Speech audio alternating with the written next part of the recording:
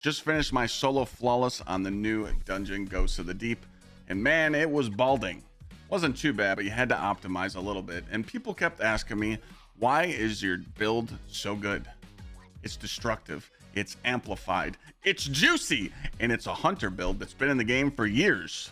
I just tweaked it a little bit and added some seasonal mods. So I'm not going to go over through the whole dungeon, but I want to just show you what I used on the bosses. How do you slay the ads? How do you just completely destroy the first boss and all the ads, and in the final encounter stay invis? So get your note paper out, get your pen, let's do this. So for the first boss in the dungeon, we're going to be doing a Liar's Handshake 1-2 punch build. So why are we running Liar's Handshake 1-2 punch? Well, the reason is you need to have damage output on this boss. He is a dumbass. He literally stands there and doesn't do anything. Never hurts me. Every time I punch him, I heal. It's a pretty easy boss kill, and I 4-phase him, but I'm working on a strat for even more damage. So we're going to be going over the Gsxrclyde subclass. What do you need so that you can stay alive? Well, you need to understand one thing: how to use combination blow. Defeating targets with an ability also fully refills your class ability energy and restores a small amount of health. So you punch something, watch your melee get fully watch your dodge get fully charged, and then you're going to dodge by an enemy and have a charged melee. You need to do this before damage. You need to make sure that you're at a combination blow ×3. It makes your shotgun melee do twice the amount of damage. I don't know what the percentage, but let's just say it's a lot. So we're going to stack it with everything. You're going to be running Gambler's Dodge to recharge your melee, so that's why you punch and then you dodge. Literally just go in a lost sector and practice this. Punch, dodge, but don't dodge unless there's an enemy alive. I always will dodge and there won't be an enemy there and I'll like miss it. So I like using pulse nades because if I throw the nade at the target, I know it's gonna juice them, and my nades will jolt. Defeating jolted target makes you amplified for flow state. This is huge. This is how you're running around. Lethal current. This is a huge important piece of the build. Damaging any jolted target with melee attacks also blinds them, and also after you dodge, your next charge melee is going to jolt the targets. This is going to be huge with the artifact mod that I'm getting ready to mention here soon. Spark of magnitude. Your nades last longer. Feedback. So if you take any melee damage, you're going to punch him back with the Mike Tyson KO punch. Spark of resistance. When you're surrounded by combatants, you have more increased resilience. We need that. And spark of shock. Your arc grenades jolt targets. So I know I'm talking a lot, but your nades jolt, your melee jolts, your melee blinds. You are an absolute amplified monster. But we're going to add some seasonal artifact mods to it. Shock and awe. Arc final blows while you're amplified, meaning we're always amplified with this build, summons a burst of lightning that damages and jolts. Now I know it doesn't do a lot of damage, but guess what? It's something. And here's where we get it really nasty. Lightning strikes twice. You're going to throw your grenade and then you gain increased grenade recharge for a short time. Any arc final blows extend the duration of the benefit. My shotgun is arc. My melee's arc. My dodge is arc. Everything's arc. So this never runs out.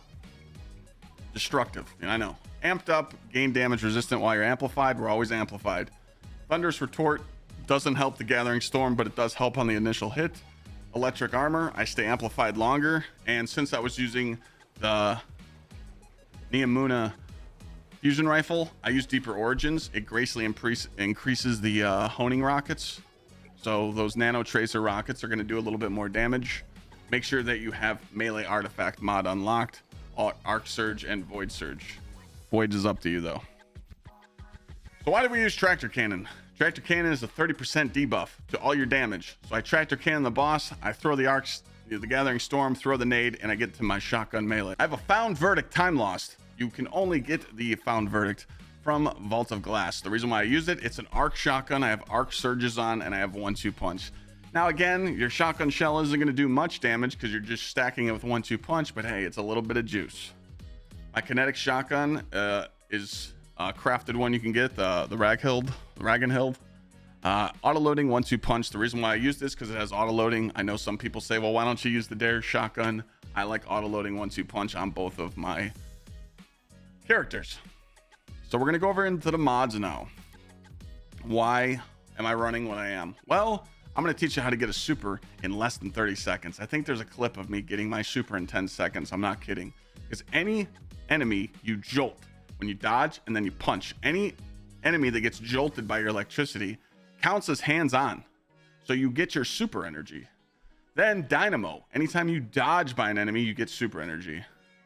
I did void loader on my shotgun because I wanted to make sure if I needed to reload my shotgun, like tractor cannon, I did the void loader. Firepower, if I throw a grenade, it makes orbs. And heavy-handed, if I punch something, which I'm going to punch a lot, I'm going to get a orb of power from that. Chest piece, you should run double void resist with melee resist for the first boss. I don't go triple surge on this first boss because I want recuperation. If I need to punch something, it will heal me. And also, I will pick up an orb and it will heal me. I know you're probably saying like, well, Clyde, the gauntlets heal you, the punch heals you. I don't want to risk that. I'm playing safe. So I'm running double arc surges. On the class item, we're running double bomber with powerful attraction. Powerful attraction, anytime you use your class ability near orbs, it scoops them all up.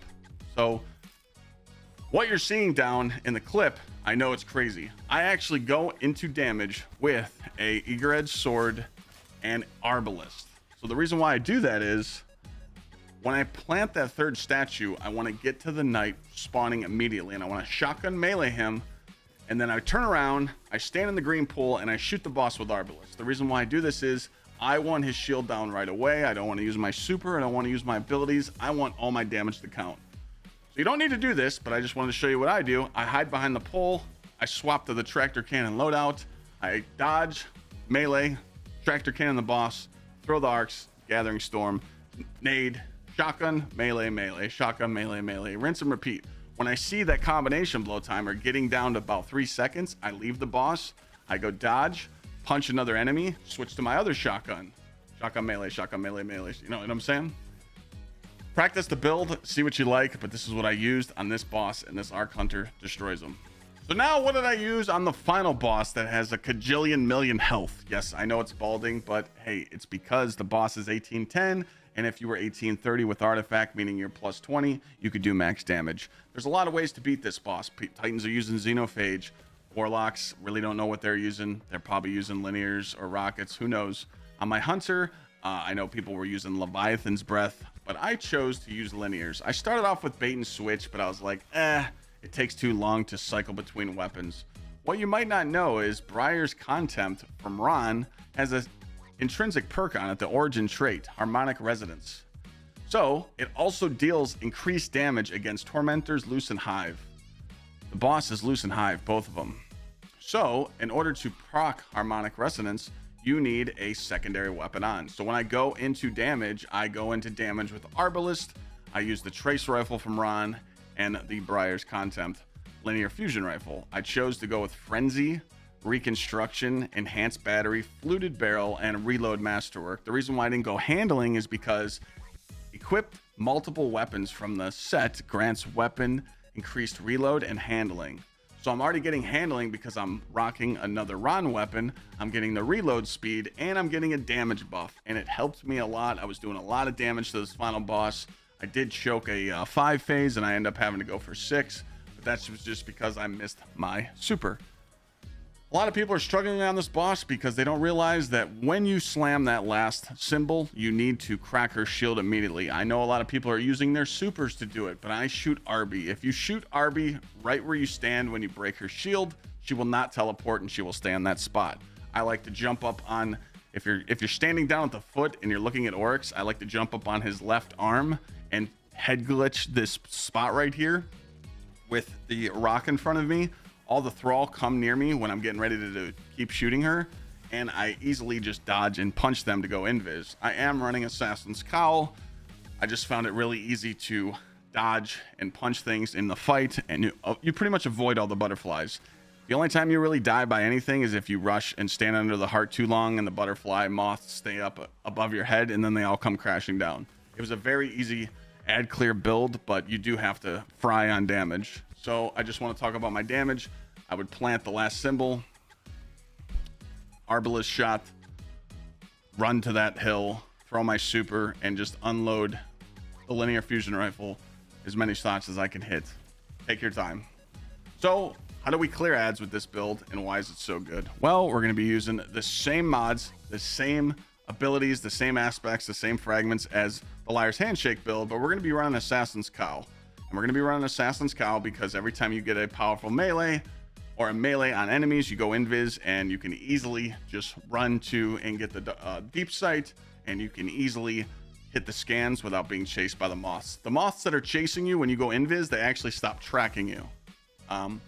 Going over some of the mods, I run heavy-handed on my gauntlets again, firepower, but I do switch to impact induction, causing damage with my melee, reduces my grenade cooldown.